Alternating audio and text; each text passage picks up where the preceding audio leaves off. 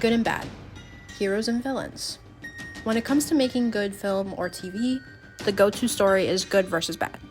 But sometimes the world isn't just black and white, it's gray. My friends think I like to fight, but it's just not true. Sometimes I lose my temper and blow off a little steam, but I've never enjoyed it. I'm not a violent dog. I don't know why I bite. The best characters aren't inherently good or bad. They're bad people who started off good, or they're good people who have a dark past. As the film and TV industry grows, so does the vision of good and bad.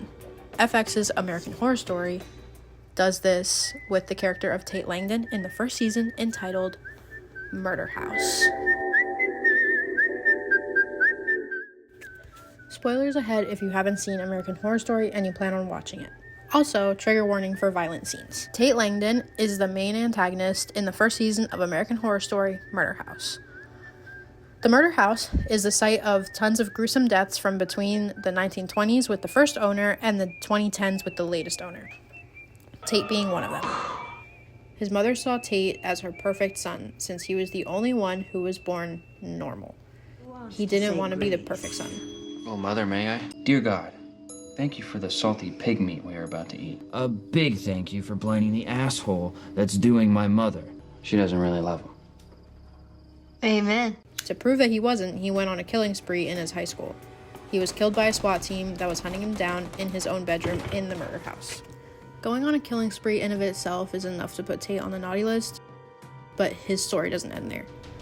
Tate was heavily influenced by the other spirits in the house, most of which have bad intentions. One ghost, Nora, was the owner of the house back when it was built in 1926. In the episode Birth, she had made herself known to Tate. He was just a little boy and they bonded. She had grown attached to Tate after saving him from her Frankenstein monster-like child. She tells him that she's going to protect him. I wish you were my mommy. After Violet and her family moved in, Tate makes a deal off-screen with Nora. So Tate does something inexcusable. I was shooting the rapist in the rubber suit. And gets her pregnant. But Ben, her husband, also gets her pregnant at the same time. Tate decides to tell Nora that even though what's done is done, he cannot give Nora the baby because he's fallen in love with Violet and he can't take her brother away. But I can. And I will. That baby is mine. Ben's baby was stillborn, so Nora adopted that one as her own. Since the baby technically died in the house, it was now a ghost child. And the other baby, Tate's baby, would end up causing great suffering for Vivian and for the world in the upcoming season Apocalypse. After hearing this information, Tate is coming off as inherently bad, with one thing he does being good, but that's not all. In episode 6 of American Horror Story, Murder House, Violet overdoses on pills. After she passes out, Tate finds her, drags her to the shower, and tries to get her to throw up the pills she had taken, all while crying to save the girl he's in love with. Violet did not survive the overdose, but she and the audience don't find that out until episode 10. Tate probably wanted Violet to live in a somewhat normal life in the house and not be pressured or influenced by the house and the other ghosts. Just like Tate, the ghosts may have used her brokenness to get what they wanted, and Tate wanted to save her from that. I'm just going to pause for a second. Something that American Horror Story did really well was reveal that Violet had been dead the whole time. The looping in and out of the doors in the house added to the confusion of why she couldn't leave the property until you slowly realize. Ghosts in the house can't leave the house. The realization in her face saying, Please stay, please, I don't want to die.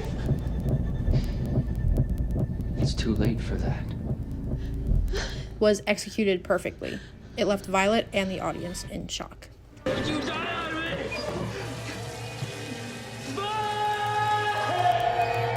I died when I took all those pills. Tate tells her that he tried to save her by trying to get her to throw up the pills, but she didn't throw enough up. I tried to make you throw them up. You threw up some, not enough. I took so many. You can tell how much he loves her by the way he tells her what happened. He cries through it all.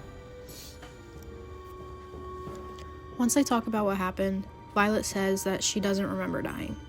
She asks Tate if he remembers dying. He says he doesn't. He lied. In episode 11, Violet explains to Tate what happened to him and why it happened. But before that, she tells him that her mom died after giving birth to his baby. Violet blames Tate for her mother dying. She starts to ask him questions. She asks if he knew he was dead from the beginning, since he started seeing her dad, and if he knew how he died. You knew you were dead. Yeah, Do you know why? the cop shot me. Why? Even though he knows how he died, he doesn't know why. You murdered people, Tate. Kids. Like us. The kids that came to us on Halloween. Why would I do that? As soon as she said that, his face drops. He didn't remember. Why would I do that? I don't know. Violet continues to ask questions about what he did after he died and why he did it. He says he's sorry. I used to think you were like me. You were attracted to the darkness. But Tate, you are the darkness. As they're having this conversation, Tate cries. He tries to explain to her that he was different back then, and before meeting her, You're the only light. all there was darkness.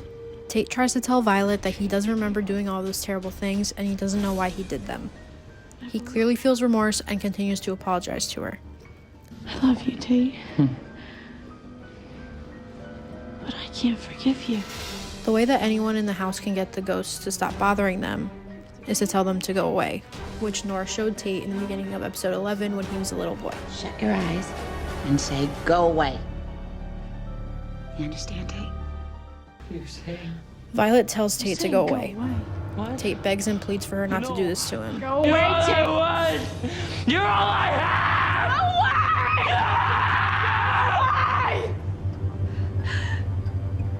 This doesn't make him gone forever, but he won't be able to be with Violet until she lets him. Even though Tate did some terrible things in life and death, there were some things that he did that he wasn't in control of his own actions. Up until season 8 of American Horror Story, entitled Apocalypse, we don't see Tate or the murder house. So we as the audience aren't sure whatever happened to those ghosts. My favorite part of American Horror Story is that every season is a different story, with some cameos of different characters from past seasons here and there. It's really all one big story. At the very end of Murder House, we meet Michael Langdon, Tate's son that Constance had raised in her home. Even before Michael was born, it was clear he was not human.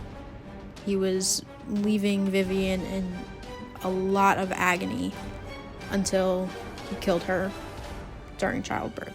Within the last minute of the season finale, we see Constance finding blood in her house as she walks in the door. She follows it to a young Michael sitting in a rocking chair with blood everywhere and his dead babysitter sitting in front of him. He has the most evil smile on his face.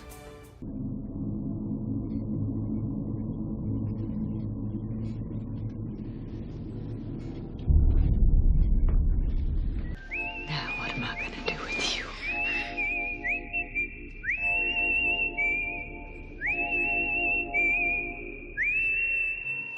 We don't see him again until season 8. I don't personally think so because so like when we see like in Apocalypse when Michael's born, like Tate has like a turn around, like his character like changes very much. Like I feel like when he did do all those things, like, you know, committing the rape and just like the school shooting and everything, we see that he was evil in the first season, like Murder House, but in Apocalypse, I feel like we do see that it wasn't his person himself. It was more like a spiritual thing going on, because when he has like, or when Michael's grown up, you see it was more like within Michael, and since like Michael's father is Tate, I don't think it stems from Tate. I think it was just Michael. Like it was a spiritual thing that Tate couldn't control. He reconciles with Violet, yeah. So I think that was like a big turnaround too, and she like forgives him, and I think that says like a lot. Goodbye, Tate. Tate didn't really bother anyone after that. I feel like if it was like, if he was like truly a villain, like he wouldn't have changed, like he wouldn't have had the turnaround that he did because it would have been inherent to his like character. In season 8, Apocalypse, we meet Michael again and learn that he's basically the devil incarnate. He kept shoving his cross in my face and speaking Latin. The words were burning my ears. He's trying to destroy the world and fulfill his destiny as the biblical destroyer. Father! Open my eyes!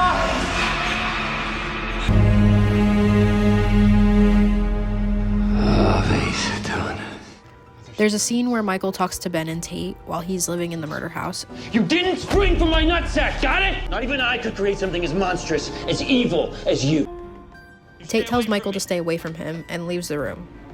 It's hard for Tate to believe that Michael was created by him, but he wasn't. In the same season, a couple of witches from season 3, Coven, visit the murder house. Madison, one of the witches, has a conversation with Violet. I've done some bad things I'm not exactly proud of in my life. But those were my choices. I think what happened to Tate was different. He wasn't the real evil here. It's like this house used him as a vessel to create something way, way worse.